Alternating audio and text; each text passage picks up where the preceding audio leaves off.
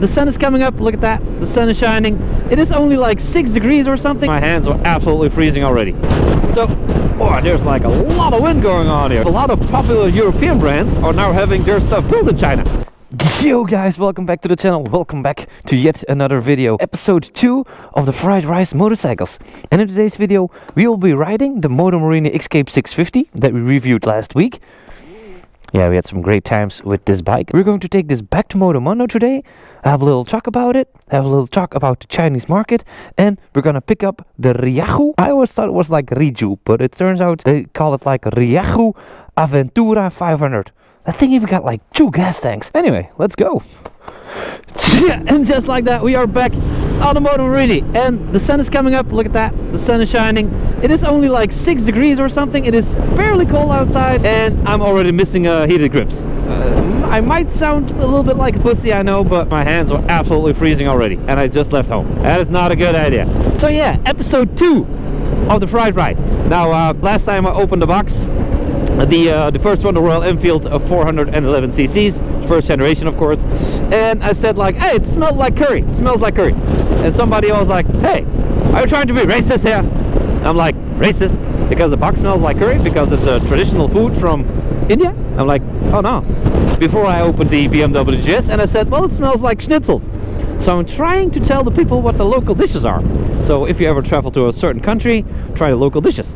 Like schnitzels, for example. Don't get offended like that. Don't get so fastly offended by the least thing somebody says. But anyway, the world is getting expensive, and not everybody can spend 20 grand or 20,000 euros on a motorcycle. So that's why I actually started the fried rice motorcycle playlist. My quest to be finding the cheapest but also the best buy for a buck adventure motorcycle, the best fried rice motorcycle. I was like, yeah, probably some people are gonna say it's racist again because I call it fried rice, and fried rice is like the Asian cuisine, the hot cuisine of Asia. But all the Chinese motorcycles, I want to review all of them as far as I can get them in the country. And like I said last time, at least 500 cc's. Gotta make an exception for the Royal Enfield, that's like 450, and probably the CF Moto 450, which is gonna say 450 cc's at least. Now, like I said in this video, we are going to Motomondo yet again, and we're going to pick up the Ryahu Aventura 500 cc strong. It has 2 gas tanks, one in the front and like one in the back as well. So when you fuel it up fully, you can do about 1,000 kilometers in a single go. I think it's like 40-ish 45 liters or something gas. That is a lot for an adventure motorcycle. So looking forward to riding that as well. I hope it has heated grips, because my hands are absolutely freezing, and I should set up my GPS at one point.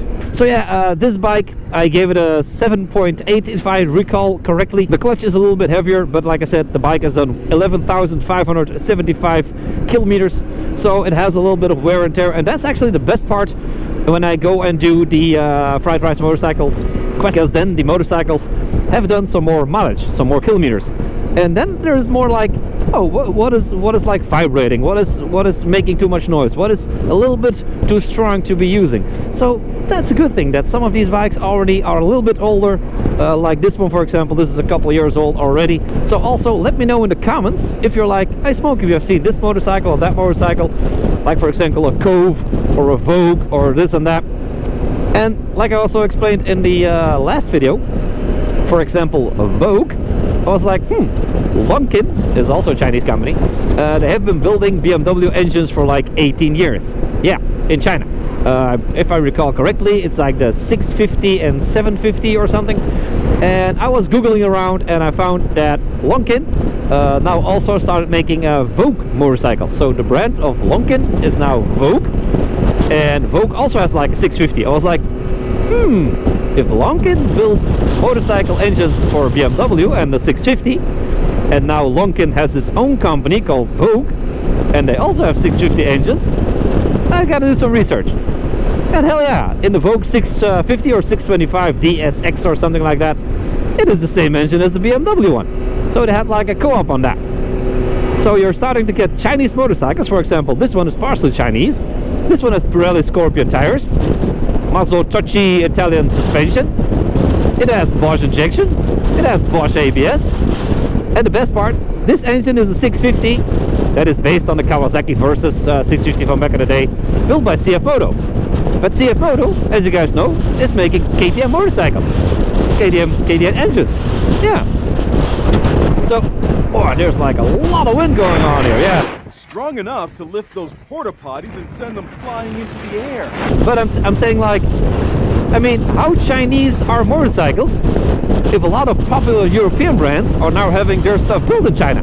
Like, you know, of course, most of the time they're a little bit heavier and the engines are not as fast for some reason. But this one has 60 horsepower and yeah, I'm having a blast with it. I cannot complain about it whatsoever. Yeah, we're just going to be taking a small part on the highway, not too much. And when we get more to Motomondo, when we get closer, we're gonna go back off the highway and see some more scenery.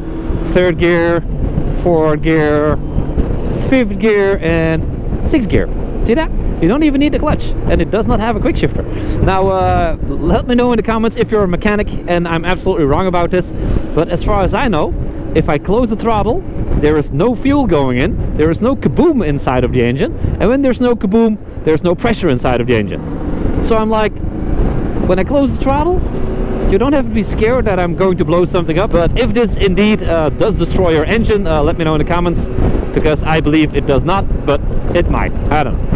Anyway, let's get cracking. I did like 150 kilometers an hour last week on this thing, and it felt really good. Now there is a lot more wind. I don't know if you guys could tell, but you know, it's very windy outside. This has nothing to do with the motorcycle itself, but it was going to storm later on today. So now we have like 60-70 kilometer an hour winds. Still, I feel comfortable. The bike feels like I'm safe. I should get off the highway because I still have to set my GPS to where the hell I need to go, because I have no idea, quite frankly. And just like that, the GPS is set. Wow, it's only like 56 kilometers, so that is not that much. Let's do another quick launch. The road is a little bit wet, so we can test the traction control as well. A little launch on the no cars coming.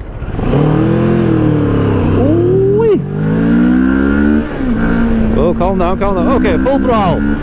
Hey, look at that. We can get on the highway just as easy as with another motorcycle. I even have to brake down a little bit because the guy in front of me is lacking. Oh, he's in trouble. Oh, that truck driver is an asshole. Look at that. Look at that truck driver was like, you shall not pass. Maybe an old lady or something. Yep, told you, old lady. Look at that. This thing is like, I'm really amused. I'm really satisfied with this motorcycle. I'm not gonna lie. I know. I do prefer at least 100 horsepower, and if it was up to me, I would only be like 200 horsepower adventure motorcycles. Like really fast, really crazy, like too much horsepower a man can handle, and enough horsepower to be absolutely useless in the woods. That you have wheel spin all the time. I prefer a motorcycle like that. Something that grows my testosterone and really grows a good set of balls. Not like a couple of my friends. It is now December 19th, I think. 18, 19, 20 December. And a couple of my friends have been posting their motorcycles with covers on top. Like, I will see you when the sun comes back. Motorcycle season has come to an end.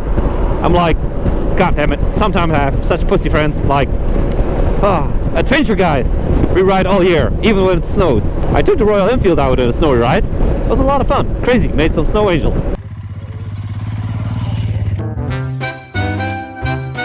Another day, another gas station, because, well, Smokey has cold hands and I want to warm up my hands just a little bit. Yeah.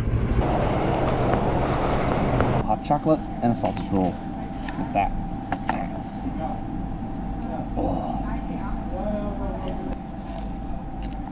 One eternity later. God dang it, that was one of the most friendliest ladies I have ever seen. She just came over and had a little talk with me. She has a Honda N750 kind of thing, and she just came over and we had a little bit of a talk. That was a very nice young lady. I'm pretty amazed with that. Yeah, I don't really want to. Just gonna go over here. It's an adventure bike for something. There we go. Nice. Brought you chicken kebab. Yeah, this is a very nice gas station. Very friendly little lady in the back as well. Anyway, let's get going. Yeah! Woo! Let's get to Motomondo, because it is time to pick up the Riahu. It's R-E-E-R-Y. I don't know.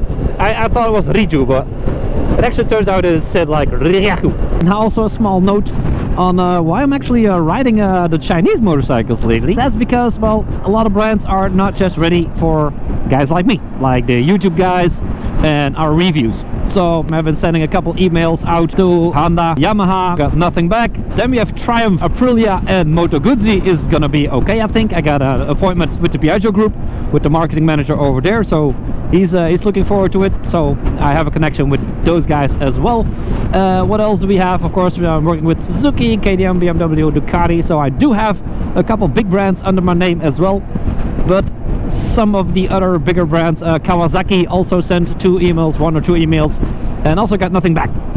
So yeah, maybe I'm just maybe I have the wrong email addresses, or maybe I'm just very, very bad at sending emails.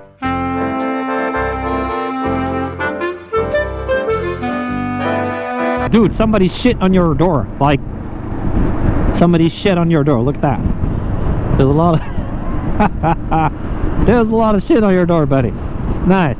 Anyway, let's go.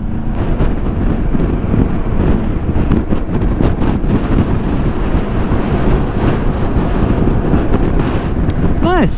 Now, as you can tell, we are inside of the Motomondo, a little bit of a warehouse and a showroom. So we got the mash. They also got mash. Look at that. This was the smoky gray one. Absolutely like that as well. Let me see if this clutch. This is a new one, I think.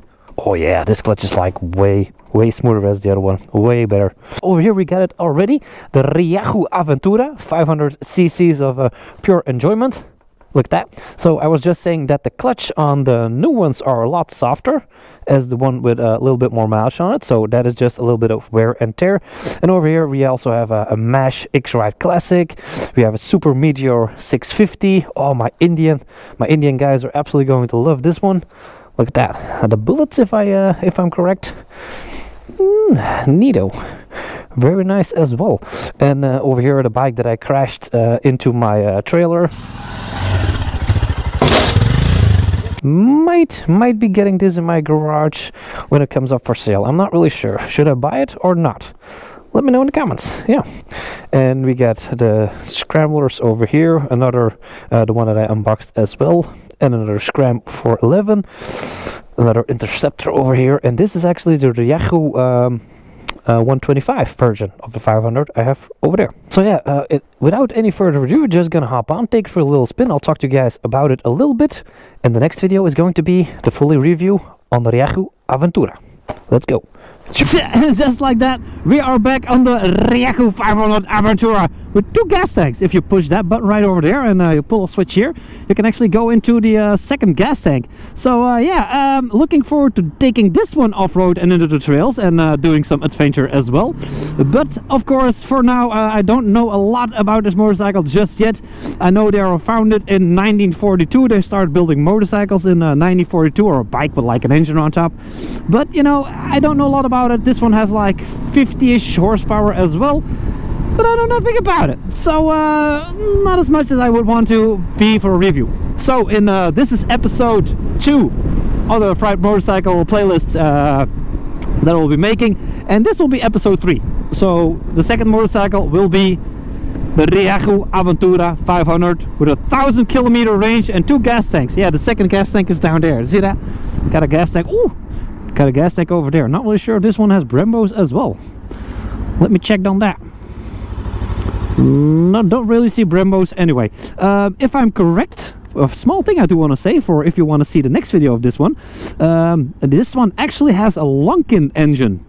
If I'm correct, I do think I am. And a Lonkin actually also makes, Lonkin also makes the motorcycles for the BMWs. And Lonkin also makes the Vogue engines. So Vogue, BMW, yeah, this is an engine from the same company. Anyway, we're gonna throw it on the highway just for a quick second to see how it performs over there. Oh, this is very smooth. This is very smooth. So yeah, prices, horsepower, testing on the highway. We're gonna do a lot of stuff with this motorcycle in the next video. I hope you guys enjoyed today's video. Fried Rice Motorcycle Playlist Adventure. Gotta watch out there just a little bit. And I will see you guys in the next one. Don't forget to subscribe, like this video, and see you in the next one. Peace and drive safe. See ya. Thank you all for watching. If you want to see my latest video, it is right over here. If you want to see my most favorite video, it is right over there. Subscribing is done over here. And if you want to become a full-time YouTuber, as you can see by my play buttons yourself, go to smokytube.com, and over there I have the perfect all-in-one how to YouTube course.